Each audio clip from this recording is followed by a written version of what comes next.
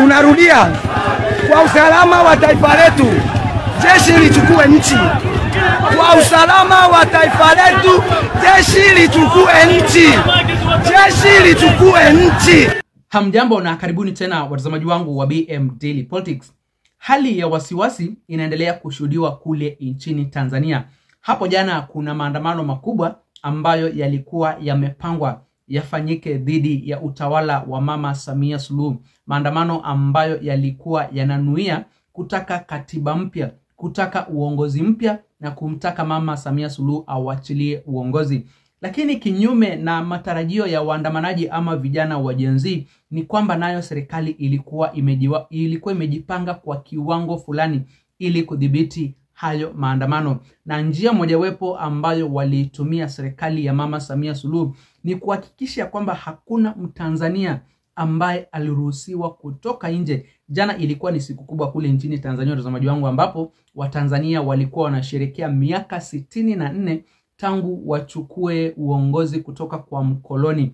Na sasa baada ya wananchi waruhusiwe wajitokeze nje washerekee kwenye viwanja, washerekee kwenye sehemu za burudani, haikufanyika hivyo. Kila mtu alifungiwa kwake. Yani ni kama kulikuwa na curfew, kulikuwa na lockdown, na kwa hivyo ikakuwa ni vigumu kwa Watanzania kushiriki kwenye hayo maandamano ya tarehe 9 mwezi wa 12 mwaka 2025. Lakini sasa baada ya hapo Watanzania wamejiandaa vipi kuendelea mbele? Ni lini tena wamepanga kufanya maandamano yao? Kabla ziendelee kufahamisha zaidi mtazamaji wangu kuhusiana nini ambacho kinapangwa tena dhidi ya Mama Samia Suluhu, na kuomba uweze kujiunga nami hapa BM Daily Politics kwa kusubscribe na pia uweze kulike, kushare na comment, ndipo ujumbe ama habari zetu ziweze kuwa recommended kwa watazamaji wengi zaidi. Na watazamaji, kwa siku ya pili sasa hivi hali ya utulivu inazidi kushuhudiwa kwenye miji mikuu kule Dar es Salaam watazamaji wangu, kama vile ambavyo mnaona hapo kwenye screen. Ni kwamba hata baada ya maandamano kutamatika hapo jana, ingawaje ni maandamano ambayo yalikuwa ni ya amani, hayakuwa na fujo, lakini unaona siku ya leo bado jeshi la polisi, jeshi la wananchi, magari yamejaa kila kona kwenye miji mikuu. Kwani ni nini ambalo wanahofia? Kwa sababu ni maandamano ambayo yalikuwa yamepangwa kufanyika hapo jana na yaliweza kutamatika. Lakini kwa siku ya pili unaona bado serikali ya Mama Samia Suluhu iko na hofu, iko na wasiwasi, inataka kudeal na kumdhibiti yoyote ambaye ataonekana kujitokeza kwenye maandamano ya siku ya leo kule nchini Tanzania kupinga utawala wa Mama Samia Suluhu. Kweli serikali ya Mama Suluhu ilitumia kila mbinu kuhakikisha kwamba hakuna Mtanzania ambaye ataonekana nje siku ya tarehe 9. Lakini kile ambacho hawakujua ni kwamba kadri wanavyoendelea kuwafungia wananchi, hivyo ndio kila kitu kimelemaa. Hakuna biashara, hakuna usafiri, hakuna pesa. Kwa hivyo unapata ya kwamba uchumi unaendelea kuzorota. Wananchi huenda hawakushiriki kwenye maandamano, lakini wao kukaa manyumbani pia hiyo ni njia moja ya maandamano ya kumaliza uchumi wa Tanzania. Kwa sababu kama hakuna chochote kinaendelea, inamaanisha kwamba serikali ya Mama Samia Suluhu itakuwa na kipindi kigumu. Itatoa pesa wapi? Ni mpaka iwachilie hao watu waingie ground, waanze kufanya biashara zao kama kawaida, ndio nchi iendelee kuingiza kipato. Hebu sikiza ujumbe mtazamaji wangu kutoka kwa Mange Kimambi, mmoja ya wanaharakati kutoka kule nchini Tanzania, ambaye amekuwa mstari wa mbele kupanga na kuwahimiza Watanzania waingie kwenye maandamano, watetee haki zao. Sasa baada ya maandamano ya hapo jana kutofaulu, wako na mpango gani mwingine? Hebu sikiza ujumbe kutoka kwa Mange Kimambi mtazamaji wangu. Lakini kwanza nakumbusha tena ujunge nami hapa BM Daily Politics kwa kusubscribe, ndipo uko kwanza kuzipata habari punde tu ninapozichapisha, na pia uweze kulike, kushare na comment, ndipo ujumbe ama habari zetu ziweze kuwa recommended kwa watazamaji wengi zaidi. Habari zenu wa Tanzania. Hii video ni kwa ajili ya Gen Z wa Tanzania na wa Tanzania wote kwa ujumla. First of all, nilikuwa nataka Gen Z msije mkajisikia vibaya, msije mkajilaumu, au pia msikubali mtu yoyote akawalaumu au akawafanya mkajisikia kama labda sijui mme let down nchi au nyinyi wenyewe mmeji let down. Trust me. Dunia nzima ina understand. Mimi personally, I understand. Okay? Kama mnakumbuka baada ya yale maandamano ya 29,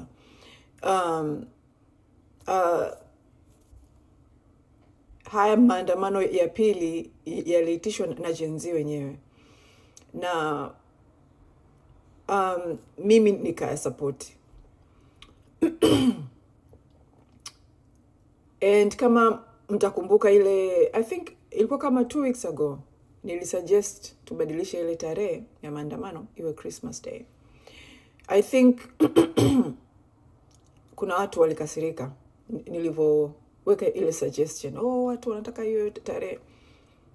Lakini mimi nilikuwa naelewa ni kwa nini ni suggest siku ya Christmas. Kwa sababu nilishaona hii tarehe 9 Disemba serikali imeweza kucontrol movement za watu kutoka. Wameshaweza kuzicontrol. Yaani walivyokaza tu sherehe, nikajua hii siku sio.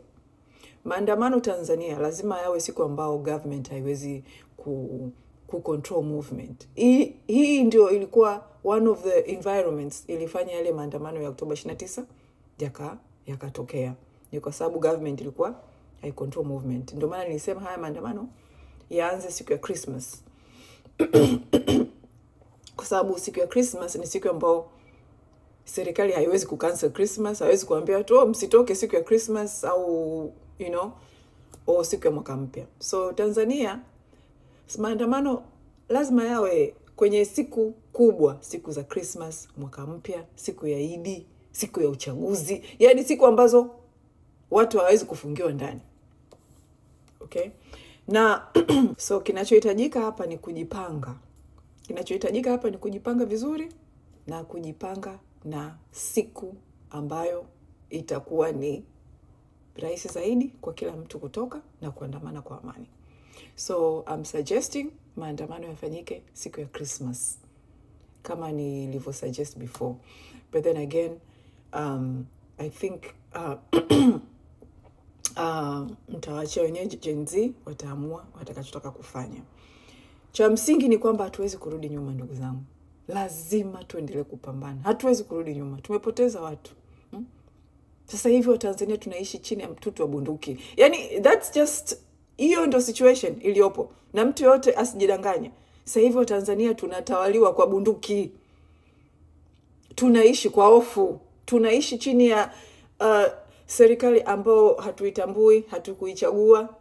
Serikali ambayo iliua wananchi 10,000, zaidi ya 10,000 ili iweze kuwa madarakani. So ni lazima tuendelee kupambana, na nitafanya video nyingine kwa ajili ya international community. Lakini for now, Watanzania msijilaumu. You have been through a lot.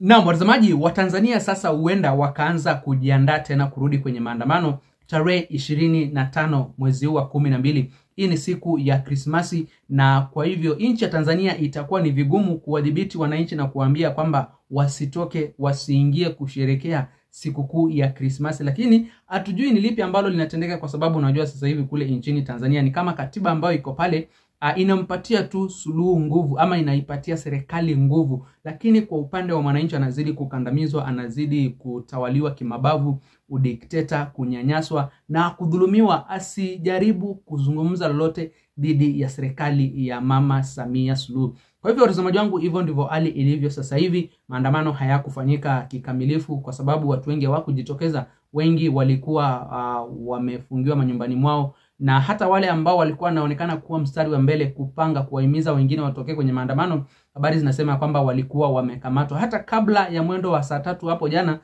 wengi walikuwa wamekamatwa, na kwa hivyo ikakuwa ni vigumu kuendesha hilo zoezi la kufanya maandamano ya amani. Yaani watazamaji wangu, mahali imefikia sasa hivi, Samia Suluhu hataki upinzani wowote kutoka kwa wananchi na kutoka kwa vyama vya upinzani pale nchini Tanzania. Hataki kusikia jambo lolote, yeye anataka aongoze na watu wafuate amri zake. Na kwa mimi hapo watazamaji wangu, lakini nyinyi sijui mko na yapi ya kusema kuhusiana na hayo maandamano ambayo hayakufanyika vile ambavyo yalikuwa yamepangwa kule nchini Tanzania. Je, unaona sasa vile ambavyo Mange Kimambi anasema kwamba wajitokeze tena tarehe 25 hii Disemba itakuwa ni siku mzuri ya Watanzania kuingia kwenye maandamano mengine? Niachie maoni yako hapo kwenye eneo la comment section ndio wangu, na kabla sijamalizia na kukumbusha tena ujunge nami hapa BM Daily Politics kwa kusubscribe ndipo ukue kwanza kuzipata habari punde tu ninapozichapisha, na pia uweze kulike, kushare na comment ndipo ujumbe ama habari zetu ziweze kuwa recommended kwa watazamaji wengi zaidi. Msena bali watazamaji, nitakuwa narejea vipunde na mengi zaidi ya kuwafahamisha.